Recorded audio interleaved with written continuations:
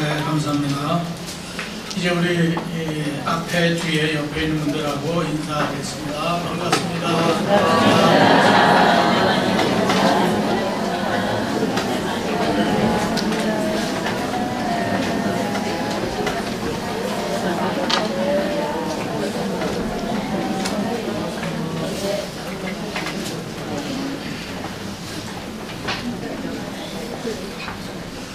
내일 모레는 금년도 성탄일이죠.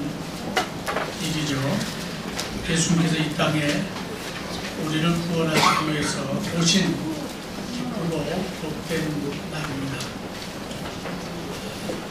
예수님에 대해서 기록한 책을 우리는 복음서라고 그렇게 말하죠. 우리가 알고 있는 성경 속에는 4개의 복음서가 있습니다. 마태복음, 마가복음, 누가복음, 요한복음. 그런데 같은 예수님의 교훈, 생애, 또 그의 여러 가지 기적의 역사들을 기록하면서도 각각 복음서를 기록한 사람들의 신학적인 또 저들의 신앙적인 관점이 조금씩 차이가 있습니다.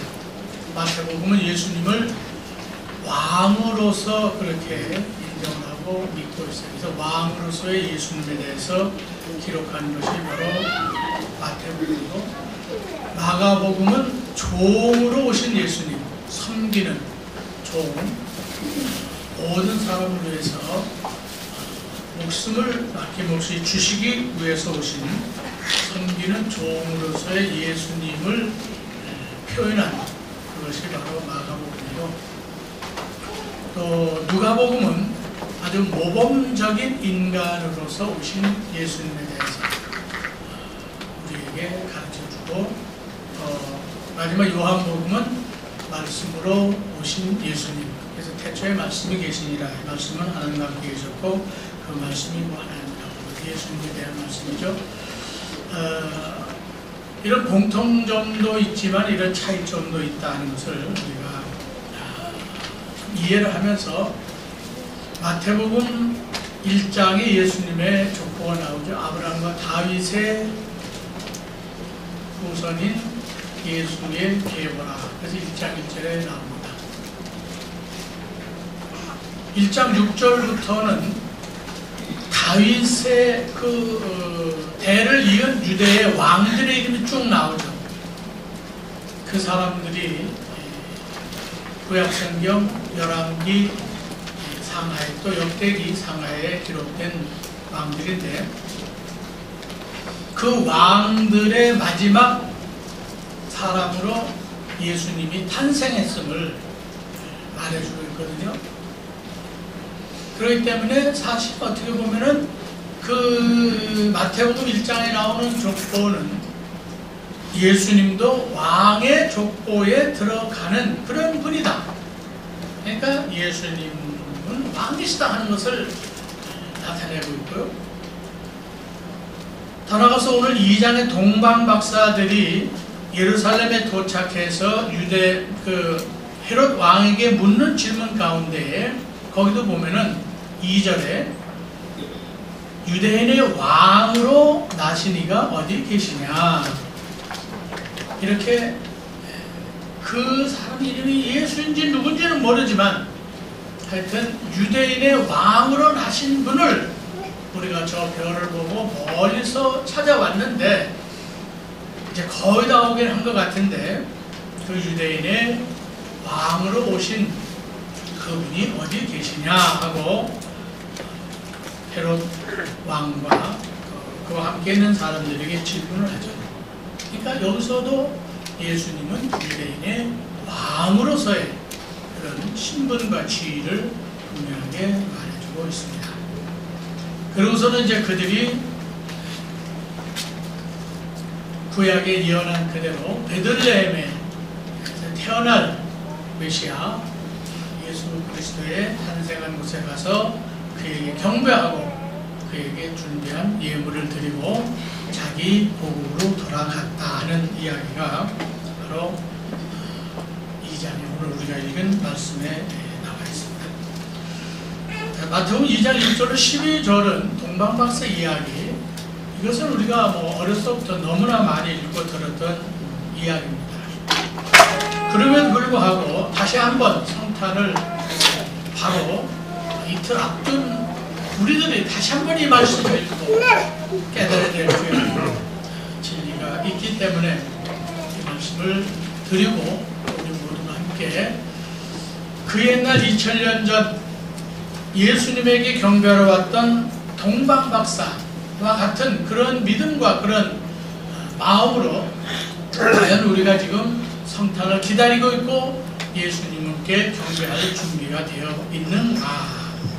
그래서 누가 동방박사인가? 하는 제목으로 말씀을 드리려고 합니다. 동방박사에 대한 말씀을 드리기 이전에 먼저 헤롯 왕에 대한 여기 나오는 사람들에 대해서 헤롯 왕이 나오죠. 그 다음에 유대 종교적인 대표라고 볼 수 있는 4절에 나오는 대제사장 또 서기관들 그들에 대한 이야기 그리고 마지막에 동방박사에 대한 이야기를 드리려고 합니다. 헤롯 왕은 유다가 그 로마의 독립운동을 할 때 오히려 유다 쪽에 속하기보다는 로마 사람들에게 편성을 해서 유다의 독립을 하지 못하도록 그런 일을 했던 왕입니다. 그래서 로마에서 오히려 그 사람을 참 이 사람은 우리가 꼭 필요하고 쓸만한 사람이다 이렇게 생각하고 유다의 왕으로 책봉을 한 거죠. 그래서 이제 유다라는 나라를 다스리는 왕이 된 겁니다. 그래서 그는 백성들로부터 미움을 받을 수밖에 없지만 그래서 백성들로부터 좀 신임을 얻기 위해서 예루살렘 성전을 다시 수리를 하고 요즘으로 말하면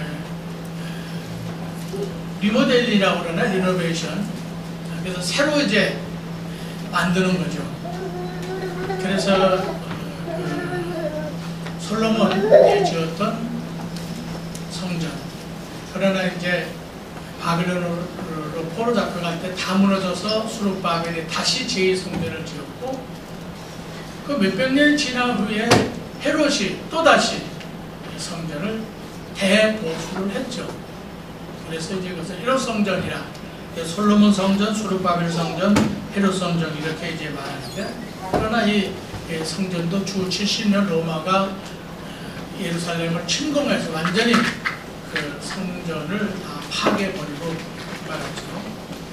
어쨌든 그런 그 성전의 역사가 있는데 그 헤롯이 유대인들의 마음을 사기 위해서 성전을 건축하기도 하고 또 어려운 사람들을 위해서 또 국고를 풀어서 도와주기도 한 그런 일도 있어요. 그렇지만은 이 사람은 본래 성격이 굉장히 포악한 사람이고 또 교활한 사람이고 또 그런가 하면은 의심이 많은 사람입니다.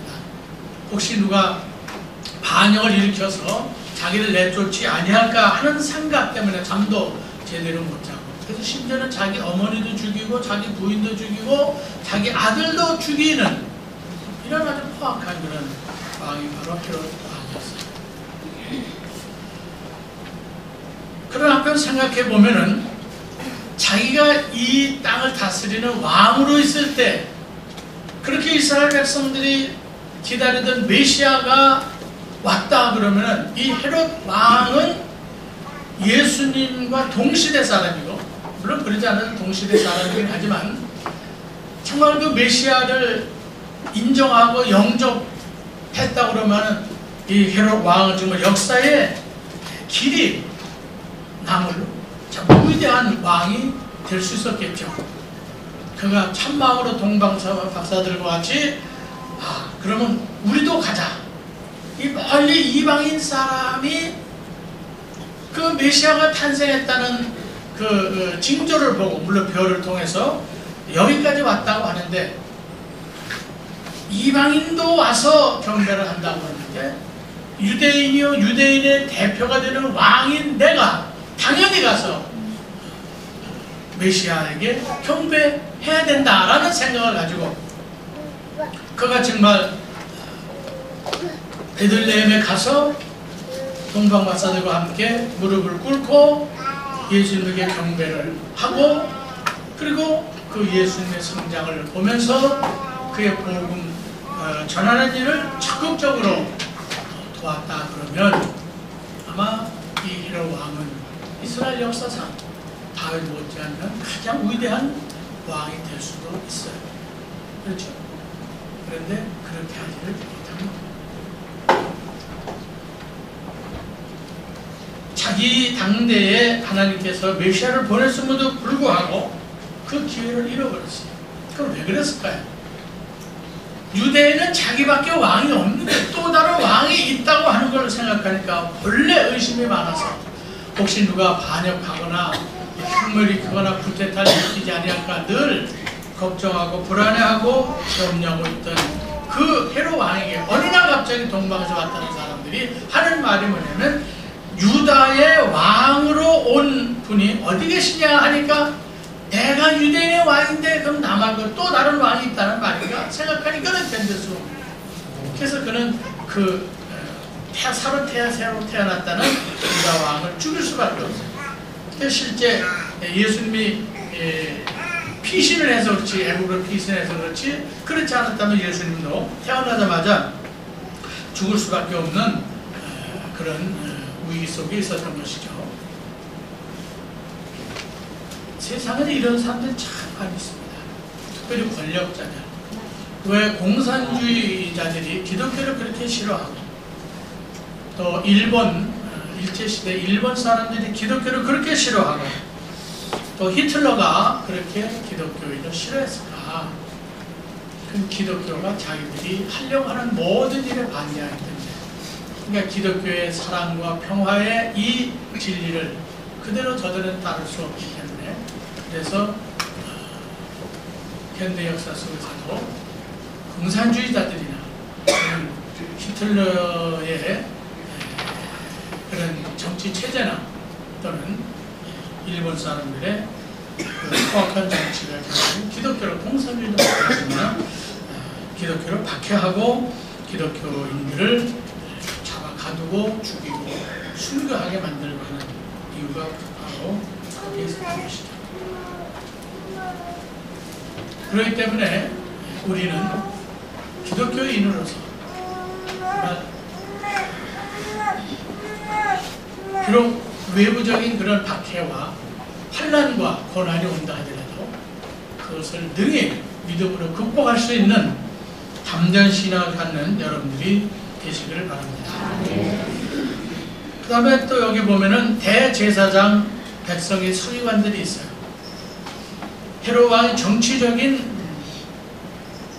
최고의 지도자라고 그러면은 여기 대제사장들이나 백성의 서기관들도 종교적인 지도자들이죠. 저들은 유대 베들레헴에 메시아가 올 것을 너무나 잘 알고 있죠. 미가서 5장 2절에 있는 말씀을 인용하면서 유대 땅 베들레헴아 너는 유대 고을 중에서 가장 작지 아니하도다. 네게서 한 다스리는 자가 나와서 내 백성 이스라엘의 목자가 되리라 하는 이 말씀을 읽고 헤롯 왕에게 해석해주면서 미가 선지자가 베들레헴에 메시아가 온다는 예언을 해 주셨는데, 그 동방박사들이 유대인의 왕으로 태어난 자가 어디 있느냐 하는 그 질문을 들어보니까 그 예언이 이제 이루어진 것 같습니다.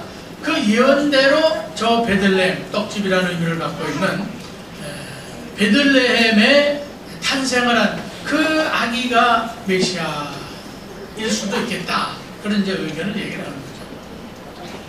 그러나 이들도 역시 예수님에게 가서 경배하거나 또 예수님에게 예물을 드리지는 않습니다.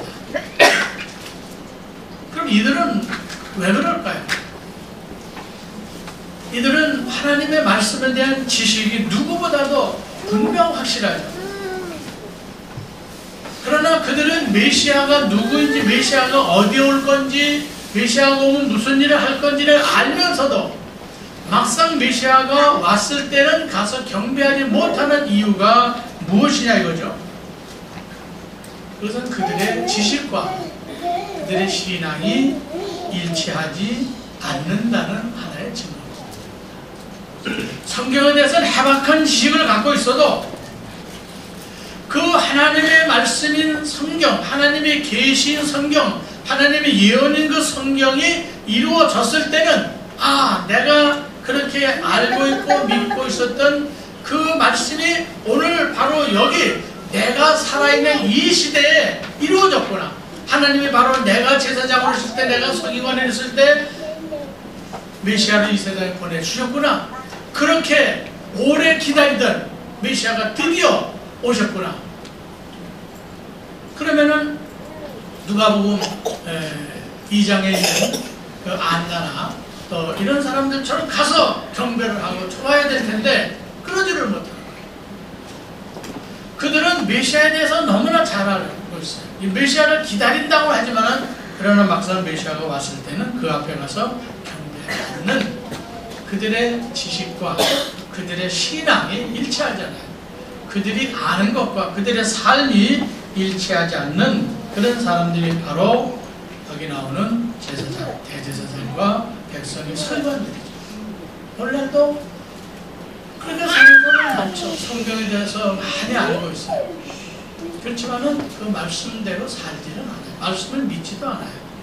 다만 지식으로 알고 있을 뿐이죠. 그런 사람들에게 있어서는 아무런 역사도 일어나지 않는다는 것을 성경 우리에게 말해주고 있습니다. 그러나 이제 여기 동방에서 온 박사들은 헤롯 왕하고도 다르고 또 제사장들이나 또는 서기관들하고도 다르죠. 무엇보다도 이 사람들은 멀리 동방에서 온 사람들입니다. 이방인입니다.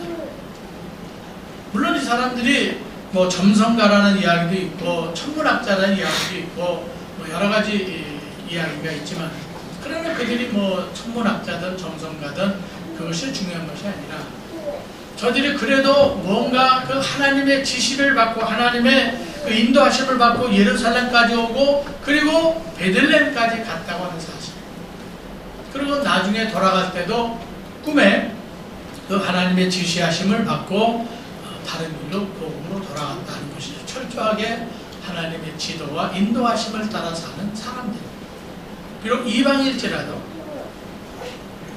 그런 면에서 이 예수 그리스도는 유대인의 왕일 뿐만 아니라 온 세계의 왕으로 오십니다. 한 민족의 왕일 뿐만 아니라 온 세상을 구원할 왕으로, 메시아로 하나님께서 이 땅에 보내주셨습니다. 그래서 이제 그 동방에 있는 그 사람들이 먼 길을, 지금의 아마 이란이나 이라크쯤이라 이렇게 많은 사람들이 이야기를 하죠. 그렇게 먼 길을 마다하지 않고 와서 그에게 경배를 하죠. 사실 왕이나 또 제사장들이나 서기관들이 사는 그 예루살렘과 베들레헴은 불과 한 7km나 8km, 우리로 말하면 한 20리 정도. 옛날에 이제 교통수단이 발달되지 않았을 그때 걸어서 가도 한 빠른 걸음으로 1시간 반이나 늦어도 2시간 갈 수 있는 아주 가까운 거리에 있죠. 근데 문제는 아무리 가까워도 메시아를 인정하지 않고 예수를 왕으로 인정하지 않는 사람에게는 아무리 가까워도 안 오는 거예요. 그러나 예수님을 메시아로, 예수님을 하나님을 보내신 왕으로 믿는 사람들에게 있어서는 천리길도 먼 거리가 아니에요. 그를 찾아서 그에게 경배하기 위해서 올 수 있다고 합니다. 이런 걸 우리가 생각하면서 우리가 하나님 앞에서 예배를 드릴 수 있다고 하는 이 자체가 얼마나 귀한 일이고 또한 얼마나 우리 자신들이 해야 할 일인가 하는 것을 깨달을 수밖에 없습니다. 왜냐하면 주님을 만나는 게, 주님을 경배하는 그 일은 거리와는 크게 문제가 되지 않아요. 물론 우리가 신앙생활을 정말 잘하려면 새벽기도도 나가고 또 뭐 예배 시간 참석하려고 그러면 멀리 사는 것보다는 가까이 사는 것이 여러 가지로 편리하고 좋은 것도 사실입니다만은, 그러나 문제는 내가 얼마만한 믿음과 얼마만한 열심과 얼마만한 정성을 가지고 하나님을 섬기느냐, 거기에 달려있죠. 제가 이름은 잘 모르지만 제물법교회 그 장로 이취임, 그 장로님 은퇴 찬화 예배, 그 다음에 취임하는 장로님이 있어서 그 예배에 참석을 했더니 그 은퇴하시는 장로님이신데 그분은 울산이 직장이래요. 근데 이제 월요일부터 토요일까지는 울산에 가서 사시고 꼭 토요일이면은 여기 오셔서 주일을 지키신다고 합니다. 어이구, 뭔데 거기 울산에는 뭐 교회가 없나요? 울산에도 감리교회도 많이 있어요. 그럼에도 불구하고 이 내 교회는 제물법 교회다 그러고 생각하고 매주일 와서 꼭 주일을 지키고 내려가셨다는 그 이야기를 듣고 참 대단한 분이다 그런 생각을 한 적이 있습니다. 문제는 믿음의 문제고 정성의 문제고 신앙의 문제고 마음의 문제지 거리는 그렇게 문제가 되지 않는 거죠.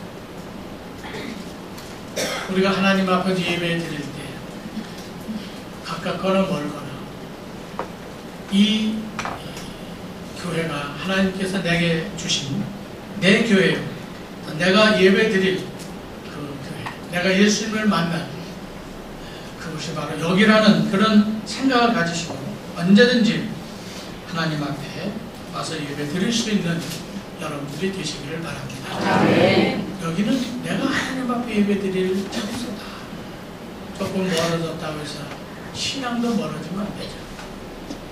조금 문제가 있다고 해서 또 그것이 우리의 신앙에 문제를 가져오는 그런 결과가 돼서도 안 됩니다. 멀지만은 그런 하나님 인도하심을 따라서 예루살렘을 지나서 베들레헴에 와서 예배를 드리고 경배하고 예물을 드렸던 이 동방박사와 같은 그런 신앙을 갖는 여러분들이 되시기 바랍니다. 네. 저들이 온 목적도 우리가 그의 별을 보고 그에게 경배하러 왔다 하고 2절 끝에 나오잖아요. 그에게 경배하러 온 거예요. 하나님 앞에 예배를 드리고 하나님 앞에 경배하는 데는 모든 그 자연적인 조건이 그들을 막지를 못합니다. 얼마든지 그것을 극복할 수 있고 거리가 멀다, 뭐 날씨가 춥다, 덥다, 비가 온다, 눈이 온다, 그게 아무 저들에게는 문제가 되질 않습니다. 하나님 앞에 예배 드리는 데서 그 어떤 것도 방해가 되질 않아요. 그것을 능히 극복하고 와서 하나님 앞에 예배 드릴 때의 그 감격, 그 기쁨, 그 즐거움이 얼마나 클까. 편안한 것보다 오히려 멀리서 왔기 때문에 힘들고 어려운 길을 그야말로 산을 넘고 내를 건너서 왔기 때문에 그 예배가 더 아름답고 그 예배가 더 감격스럽고 그 예배가 그 마음에 더 큰 은혜가 될 줄로 믿습니다. 네. 그래서 이 동방박사는 그런 마음으로 그에게 예수님에게 경배하러 왔죠. 왔을 뿐만 아니라 또 11절에 보면 집에 들어가 아이와 그의 어머니 마리아가 함께 있는 것으로 엎드려 아기께 경배하고 보배압을 열어 황금과 유향과 모략을 예물로 드렸다 하는 말씀이 나오죠. 아기 예수께 경배를 했을 뿐만 아니라 황금, 유향, 그 다음에 모략을 예물로 드렸다는 것입니다. 물론 이제 많은 사람들이 황금은 예수 그리스도의 왕 되심을 의미하는 것이고, 유향은 예수 그리스도의 제사장 되심을 의미하는 것이고, 또 모략은 예수 그리스도의 대속의 죽음을 예비하는 그런 것으로 해석을 하고 있습니다. 뭐 그게 틀린 해석은 아닐 수 있죠. 그러나 여기서 더 중요한 것은 그들이 그 멀리서부터 왕 대신 예수님께 경배하러 올 때 빈손으로 오지 않았다는 거죠. 옛날에 어느 나라 사절이나 어느 누구든지 왕에게 갈 때는 빈손으로 갈 수가 없어요. 반드시 그에게 예물을 가지고 가야 되는 거였거든요. 그런 면에서 이 사람들도 그 멀리서부터 황금과 유향과 모략, 이것은 뭐 흔히 아무데나 있는 그게 아니죠. 그만큼 이것은 값어치가 있는 것이고 또 왕에게 들여 마땅할 만한 그런 예물이죠. 그것을 그들은 먼 거리에서도 기쁨으로 준비해 가지고 와서 그리고 왕 앞에 경배하면서 아낌없이 그것을 내드리고 그리고 돌아가는 거거든요. 그러니까 결국 황금과 유향과 모략 속에는 저들의 왕을 향한 존경, 왕을 향한 사랑의 마음, 그 왕을 향한 자기들의 진심이 그 속에 들어있는 거예요. 그것 때문에 그것이 금이든 향기 나는 어떤 유향이든 모략이든 그것이 조금도 그들에게는 아까운 것이 아닙니다. 물론 이것을 사서 준비할 때는 적지 않은 돈을 들여서 준비해가지고 온 것이지만, 그러나 적어도 이것을 왕에게 드린다고 생각할 때는 그것이 하나도 아깝다는 생각을 가지고 오는 게 아니에요. 그렇지 않아요. 우리가 이제 하나님 앞에 예배를 드리며 또 헌금을 합니다. 여러분이 11조를 드리고 감성을 드리고 또 많은 헌금들을 할 때도 역시 마찬가지죠. 또 내일 모레 우리가 성탄헌금을 드릴 때도 마찬가지입니다.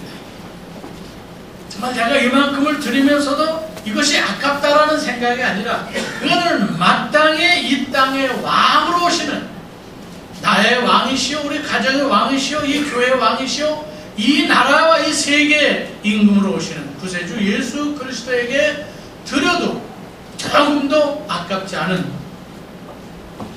오히려 드리면서도 더 드렸으면 좋을 것 같아요. 그런 마음으로 예물을 준비하고 드리는 그 마음의 자세가 본문에 너무나 잘 나타나죠. 그리고 그에게 엎드려 경배하고 보배합을 열어 황금과 유향과 모략을 예물로 드리니라. 이 짤막한 말씀 속에 그들이 아기 예수를 향한 정성, 믿음, 사랑, 존경, 이것이 다 들어있어요. 그죠?